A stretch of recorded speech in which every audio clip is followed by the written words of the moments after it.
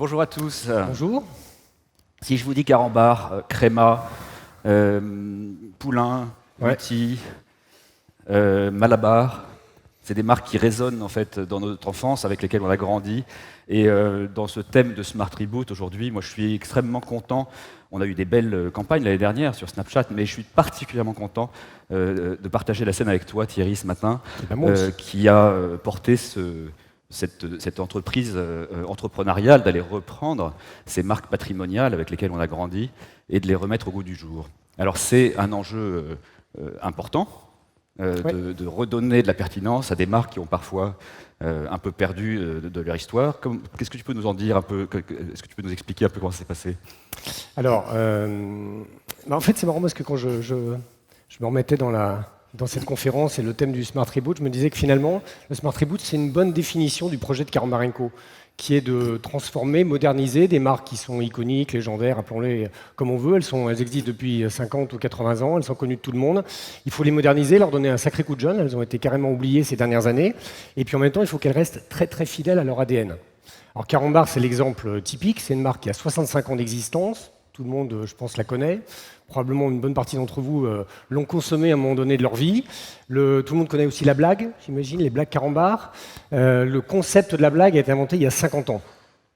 Et il y avait besoin d'un vrai coup de jeune sur cette blague. Alors on a fait appel à une agence, qui s'appelle Fred & Farid, qui est notre agence de communication, qui est venue avec une idée assez innovante, sinon révolutionnaire, qui était celle de la blague en réalité augmentée. Il y a une blague pas seulement qu'on lit, ou plus seulement qu'on lit sur une papillote de bonbons, mais qui est racontée et qui donc est visuelle et sonore. Et assez vite, évidemment, Snapchat s'est imposé comme un média évident, parce que vous êtes un petit peu, je crois, les leaders de la réalité augmentée. Absolument, Thierry. Je pense que vous le savez, hein, la réalité augmentée est au cœur de l'usage de Snapchat. Et quand je dis usage, c'est que les gens, quand ils utilisent, nous appelons ça des lens, je suis désolé pour l'anglicisme, ces fameux masques de réalité augmentée en 3D, ils n'ont pas l'impression de faire une expérience technologique, mais ils sont vraiment dans l'usage et dans le jeu. Et effectivement, ça se collait complètement au brief de ces blagues. Alors Snapchat en France, actuellement, c'est 13 millions de Français chaque jour qui se connectent à l'application et qui ne sont pas que des enfants, quoi qu'on en dise. Il y a beaucoup de parents sur l'application et qui ont d'ailleurs une utilisation conjointe de l'application avec leurs enfants. Et au cœur de cet usage, 70% d'entre eux vont avoir une exposition, soit en jouant, soit en regardant une petite story faite utilisant la réalité augmentée. Alors, est-ce que, compte tenu de tout ça, et tu le sais maintenant, est-ce que tu as été à l'époque facile à convaincre alors sur Snapchat? Est-ce que j'étais facile à convaincre? Je peux être très franc, Emmanuel? Non. En fait, sur le concept de la blague en réalité augmentée, j'ai été convaincu dans 3 secondes. Parce que je me suis aperçu, alors tout le monde connaît les blagues Carambar. Les blagues Carambar, parfois elles sont drôles, parfois moyen quand même, hein. Mais c'est aussi ça qui est drôle, qui nous fait sourire, c'est que de temps en temps elles sont drôles, elles sont ridicules, elles sont décalées. Il y en a autant qu'il y a de blagues Carambar. Je me suis aperçu la puissance d'une blague racontée, entre une blague qui est encore une fois écrite sur un petit bout de papier, sur une papillote, et une blague qui est racontée, pour peu que ça soit exécuté de façon remarquable, parfaite, ça peut être tout d'un coup, ça prend une autre dimension. Ensuite, quand il s'est agi de parler de Snapchat, moi je connais bien Snapchat, j'ai 2 garçons qui ont 19 et 21 ans qui passent leur vie sur Snap, hein, donc je connais bien, j'ai l'application, c'est aussi une façon de communiquer avec eux, bien sûr, mais j'avais probablement une vision de Snap qui était très ado et enfant, et Carambar c'est une marque par essence transgénérationnelle, qui touche les 5-7 ans jusqu'à, comme on dit, 77 ans.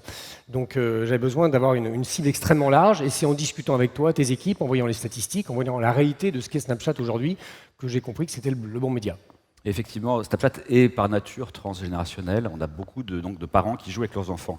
Alors, les blagues, fameuses blagues 2.0, en fait, hein, elles se découvrent donc dans l'objectif de votre smartphone par l'application. Vous allez tout simplement snapper un fameux petit snap code, hein, ces fameux QR codes propres à la marque pour pouvoir voir les blagues en réalité augmentée. Ça a l'air très simple. Comme ça, mais c'est un travail assez important. Est-ce que tu peux nous en dire un peu plus? Alors, comment ça s'est fait, Thierry? Alors avant, je ne sais pas si on va peut-être pas voir un petit peu à quoi ça ressemble, parce que alors, d'accord. c'est un concept, mais c'est bien de le voir aussi en image. Hey, Salut toi! Oui, toi! T'as déjà vu une blague en réalité augmentée? Alors flash les codes sur les papillotes et tape-toi des barres dans ta chambre, dans ta cuisine, dans la rue et même sur la plage.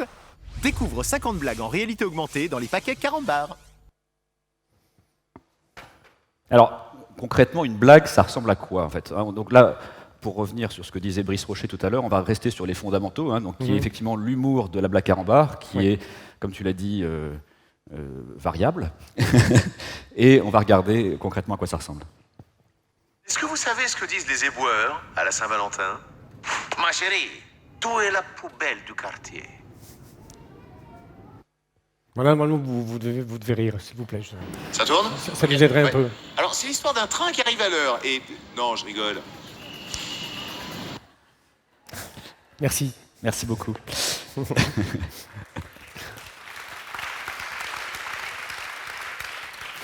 On se sent moins seul. Oui, exactement. Alors, le but, c'est évidemment de moderniser la marque, de moderniser la blague, de dynamiser les ventes aussi, quand même. Je dirais presque surtout ça. Le premier travail qui a été fait, c'est de travailler le contenu, hein. C'est-à-dire d'abord de trouver 50 blagues drôles, voilà, de préférence. Donc, je peux vous dire que l'agence en a généré quelques centaines avant qu'on arrive à trouver 50 blagues qu'on sélectionne. Et puis ensuite, il fallait que sur le plan de l'exécution, de la qualité de l'exécution, ça soit parfait. Et effectivement, ça a été un boulot énorme. C'était un challenge créatif, technologique, extrêmement important. Puis ensuite, une campagne comme celle-ci doit être par essence interactive. C'est-à-dire que le consommateur, il faut qu'il en ait connaissance.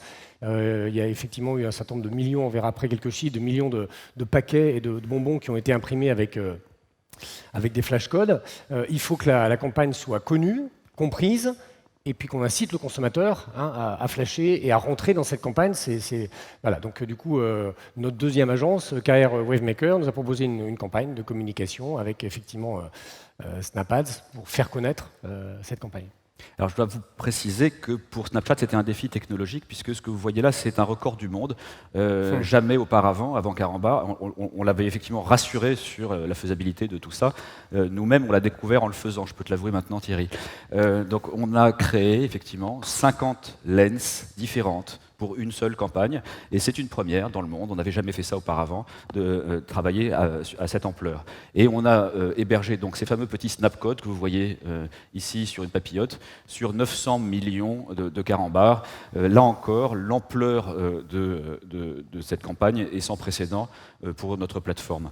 Et on a travaillé pour ce faire avec un partenaire français qui est Make Me Pulse, qui est l'une des agences certifiées par Snapchat sur la réalité augmentée. On a travaillé depuis un peu plus d'un an maintenant à développer l'écosystème français pour développer des capacités en fait, de production et d'accompagnement des marques dans ces domaines. Merci encore en fait, hein, Thierry, de nous avoir fait confiance parce que c'était effectivement pas gagné d'avance en fait. Hein. Il y avait quand même une part d'audace et de pari dans cette campagne qui a payé donc, hein, puisqu'on peut regarder maintenant les résultats de la campagne. Alors, d'un point de vue de temps passé sur ces fameuses blagues de réalité augmentée, en moyenne, les Snapchatters qui ont débloqué une blague ou une autre ont passé 2 minutes à jouer, à écouter une blague, à la mettre en situation dans leur environnement. 2 minutes, c'est énorme. Selon quelques benchmarks que vous preniez, dans le cadre de communication sur un téléphone mobile, les benchmarks même internes qui sont assez bons, sont plutôt de l'ordre de 10-15 secondes. On est déjà assez heureux hein, quand quelqu'un interagit avec une marque pendant une quinzaine de secondes. Là, c'est plusieurs minutes. Ouais. Donc de ce point de vue-là, en fait, c'est un plébiscite de la campagne. Le taux de partage ensuite, donc on peut viraliser en fait, des campagnes hein, sur Snapchat puisque les gens vont partager les messages des marques pour autant qu'ils soient drôles, inspirants, qu'ils apportent une valeur ajoutée tout simplement dans leur conversation. Et là, le taux de partage était proche de 10%. Là encore, les benchmarks habituels sont plutôt de l'ordre de 2 à 4%, ce qui sont déjà des bons chiffres. Là, ça veut dire qu'une personne sur 10 exposée à ces lens a décidé que vraiment cet humour était pas possible de ne pas le partager. Et pour toi Thierry, donc effectivement tu parlais de résultats donc, oui, tangibles. En termes de vente. Il y a 3 façons de regarder les résultats d'une telle campagne. La première, c'est les effets sur l'image de la marque. Ça prendra un petit peu de temps. Bien sûr que l'image commence à bouger, mais il faut être constant. On en parlait tout à l'heure. Hein, il faut être constant dans une communication et dans le temps pour arriver à bouger l'image d'une marque. Donc ça commence à bouger, mais ça demandera d'autres campagnes. Snapchat ou autres. Deuxièmement, il y a eu un buzz incroyable sur Internet. Dès le lancement de la campagne, c'est absolument incroyable le nombre de posts, tous réseaux sociaux confondus, qu'il y a eu en réaction à cette campagne, et très majoritairement du buzz très positif. Puis après, il y a les résultats de vente, tout simplement. Durant toute la campagne, toute la période d'activation, les ventes de la marque ont progressé de 6%, sur un marché du bonbon, pour votre information, qui est plutôt entre stable et à plus 0,5% sur cette période-là. Donc ça veut dire qu'on a fait 12 fois la croissance du marché. Voilà, autant vous dire que c'est un carton. On est ravis de t'avoir accompagné dans ce Smart Reboot. Merci. Pourrais-tu maintenant peut-être partager avec l'audience qu'est-ce que tu as toi-même personnellement appris lors de ce passage dans cette campagne? Nous, on a eu beaucoup de bonbons au bureau déjà, donc ça c'était pas mal pendant les semaines qui ont précédé. Qu'est-ce que toi tu en as retiré à titre personnel? Moi, j'en ai retiré deux choses très simples. Ce n'est pas une grande découverte, mais ça m'a conforté dans cette idée-là qu'il faut prendre des risques. Voilà, si on veut des résultats exceptionnels, il faut prendre à un moment donné des risques, il faut de l'audace. C'est vrai qu'il a fallu de l'audace de la part de l'agence, de venir avec une... ça paraît, quand on le voit, une évidence, c'est toujours facile après. Au début, l'agence est arrivée avec plein d'idées, puis elle est arrivée avec celle-là, elle dit c'est dans celle-là qu'on croit.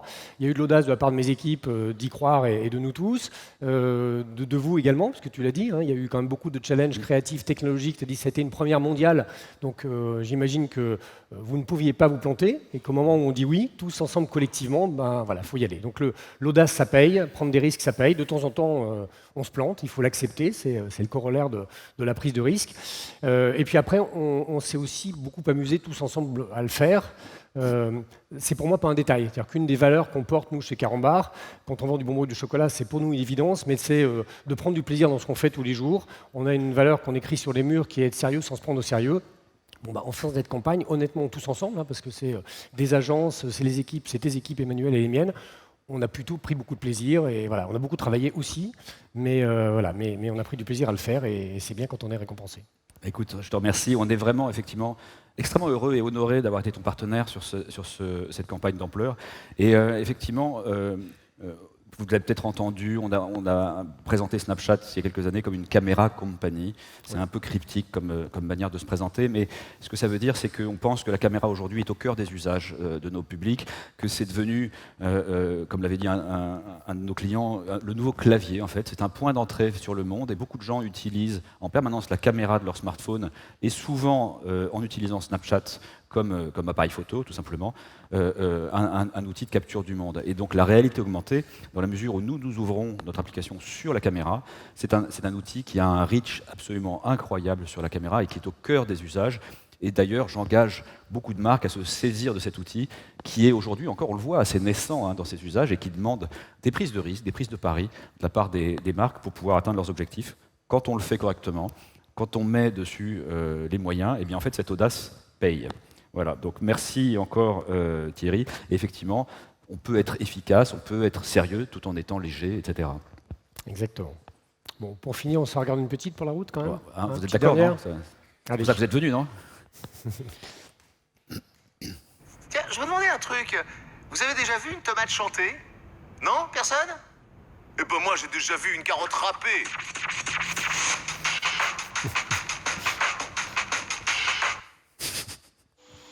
Généralement, quand on parle de Mozart, il n'est pas là. Mais quand on ouvre le frigo... Mozzarella! Merci à tous. Beaucoup de votre attention.